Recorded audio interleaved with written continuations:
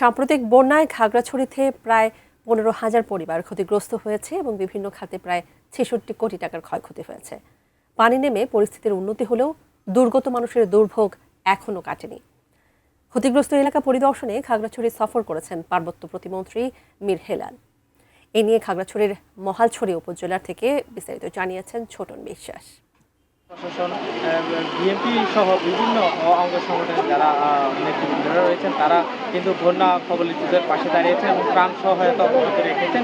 আজকে আমি এই মুহূর্তে আছি খাগড়াছড়ির মহালছড়ি উপজেলায়।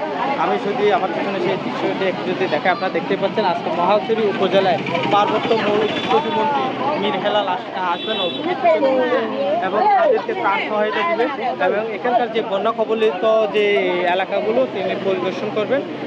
এখানকার স্থানীয় যারা জানিয়েছে, একই সাথে এখানকার 298 নং সংসদীয় আসনের এমপি আব্দুল ওয়াদুদ ভাইও থাকবেন। এখানকার যে বন্যা কবলিত এলাকাগুলো পরিদর্শন শেষে তাদের যে ত্রাণ সহায়তা দিবেন জানিয়েছেন।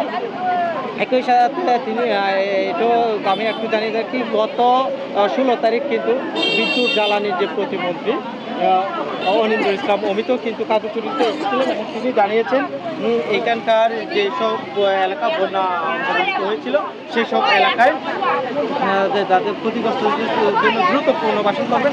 একই সাথে যেটি খাদ্য সহায়ক কর্মসূচি যেটি আগামী 1 মাসে করার কথা ছিল সেটি আগামী 1 সপ্তাহের মধ্যে সেটি যে রাস্তাঘাট সহ যে ক্ষয়ক্ষতির একটি চূড়ান্ত তালিকা প্রস্তুত করা হয়েছিল এবং সেখানে 66 কোটি টাকার একটি ক্ষয়ক্ষতির একটি তালিকা প্রতিবেদন তৈরি করা হয়েছিল এবং সরকারের পক্ষ থেকে এটাও জানানো হয়েছে দ্রুত পুনর্বাসনের পাশাপাশি তালিকা প্রস্তুতের মাধ্যমে তাদের এবং সহায়তা দিয়ে আসবে।